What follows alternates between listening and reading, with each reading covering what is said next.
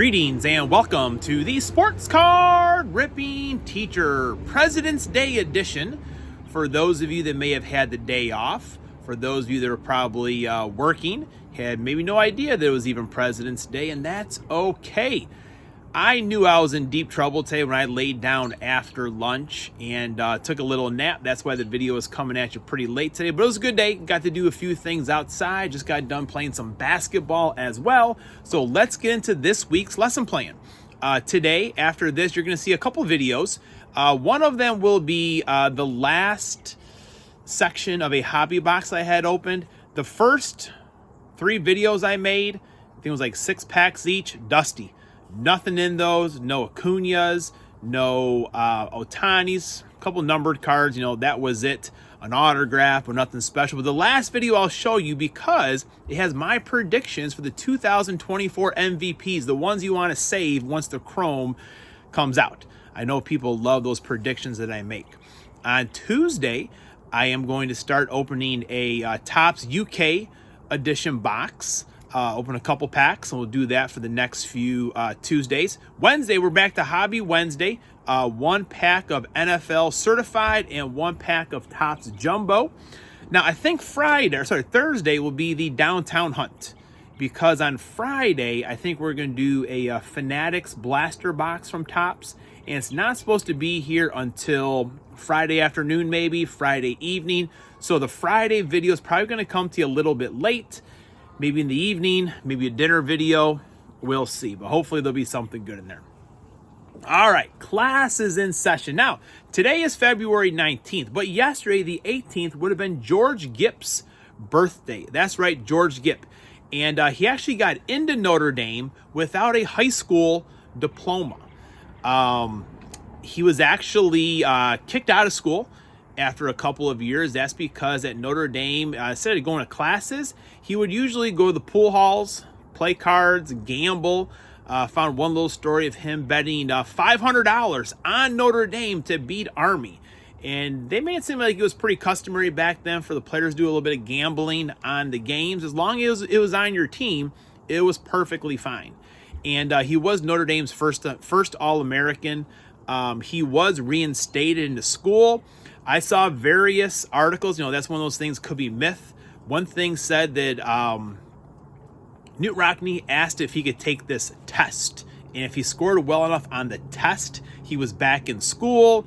And another couple stories just said that the alumni really liked the way that he played, and they wanted the Gipper back in school. So you believe what you want to believe. Also, the win one for the Gipper speech. Knute Rockne said the last thing George Gipp ever said to him was, sometimes when the team is up against it and the breaks are beating the boys, tell them to go out there with all they got and win just one for the Gipper. I don't know where I'll be then, Rock, but I know, and I'll know about it, and I'll be happy. Go Irish! Welcome to the last dance, the last stand of our MVPs, Ronald Acuña and Shohei Ohtani. So far, this hobby box, as far as MVPs, has been a total bust. 6 packs left to go, and I thought, what better thing to do than make a prediction for each one of these packs. So my first prediction for the 2024 MVP will be Fernando Tatis. I think he can have a nice comeback year, and he had a good year last year, even further away from all the stuff he had going on. He could be an MVP candidate. And my second one will be Matt Olson. Matt Olson. He had a really big year last year with home runs and RBIs. Now, it's already on a stacked team, but if some of those other guys take a step back, he could be the man. Matt Olson, Jonathan India, Technicolor Paul Goldschmidt for the Cardinals, Moreno, Vargas. All right, next up here, Yordan Alvarez for MVP. That's right, Yordan Alvarez, another big man. A lot of power. I think the Astros do get a lot of blowback still from them cheating and all, but Yordan Alvarez, Cade Cavalli, Garrett Mitchell, nothing there. And I was kind of surprised by this player's stats to finish up 2023, but Julio Rodriguez, he did that 275. He had 32 home runs, 103 RBIs. I think it was almost 40 stolen bases. So why not Julio Rodriguez? Corey Seager, he was on my list. He did not make it. There's a Jordan Walker, very sharp card right there. Will the Cardinals bounce back? Javier Assad. Had a nice year for the Cubs last year. All right, 2 packs left to go. All right, the man has slimmed down this offseason, Vladimir Guerrero. So I got to go north for this MVP. Vladdy could be a possibility. Rafael Devers, Rhys Hoskins. Last pack, folks. Can we get a Shohei and a Ronald Acuña? Now, no way could you have thought I was not going to name a Cub. Cody Bellinger's still unsigned at the time of this taping. But I'm going to, is it this guy right here? Is it? Actually, no, not Dansby Swanson, but it's going to be Suzuki. That's right, Seiya Suzuki is going to be MVP this year, folks. I'm talking about a breakout year for the man. Alec Thomas, Cabrera, Dansby Swanson. So that was definitely a weak hobby box, folks. No buybacks, but we are looking at here. That's what we're going to take to the card shop and see what we can get. So if you're going to look at, placing a little wager on the futures for the MVP market, here we go. Fernando Tatis, Matt Olson, Seiya Suzuki, Yordan Alvarez, Julio Rodriguez, and Vladimir Guerrero Jr.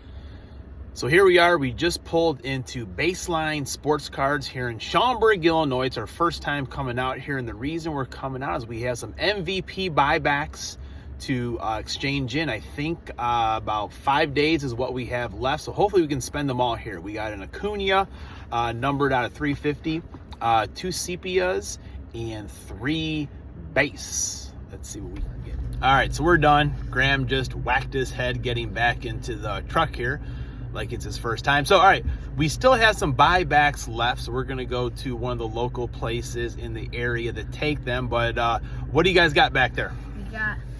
I got a Derrick Henry Crunch Times and a Josh Allen Crunch Times. And I got Christopher Morel base and an Ellie De La Cruz Greatest Hits. And I did get a Shohei Ohtani rookie card, Gem Mint 10. Got a little more cash to spend.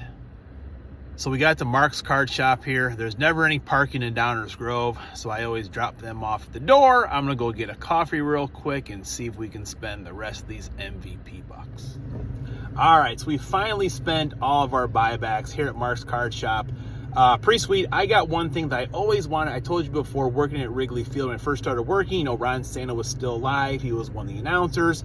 But, having prosthetic legs, it was a struggle for him to walk around the ballpark and so cheerful. I never had the heart to, ask him for an autograph. I always wanted to, but I got this. It's out of Donruss, leather and lumber. Ron Santo autograph right there. It's 114 out of 224, so I'm pretty fired up about having that. And I had the buybacks. He still cut me a deal. I didn't even ask for it, so I know we're going to knock a few bucks off of there. So the boys got some stuff as well. Jax was digging through the free kid bin as well. But what did you guys also get with our buybacks? You go first. I got a Fernando Tatis. That was in the free bin for the kids. And I didn't know him, but I liked his. Also free bin for the kids, which is pretty cool. Then I got a Ken Griffey Jr. Nice. Bomb Squad. Those are nice. Pretty sweet. The kid right there. And Graham, what'd you get? CeeDee Lamb, rookie for $1. The Anthony Richardson introductions. All right. Very nice. So we've spent all of our buyback money. That was pretty sweet. That's a good thing that Topps does. Hopefully they do it. And be saving your Seiya Suzuki's for MVP this year, folks. All right, I'm back. I hope you enjoyed that mashup of video on my MVP predictions and the pickups we had for our MVP buybacks. Once again, thanks to J+K Retro Gaming for giving us his Acuna. The boys had a really good time looking at the shop, spending that buyback. And I am really, most excited to have that Ron Santo autograph. I said it during the video, but I wish I would have asked him for his autograph back when he was still announcing and I was working at Wrigley, but it just didn't seem right. One of those players that I think we may all have them. We never saw them play, but just hearing the stories, hearing Ronnie be an announcer, and he was a pure homer, 100%. He was a Cubs fan. He was a fan of no other team. And, he told the game through Cubby lenses, and I loved it. Class is dismissed.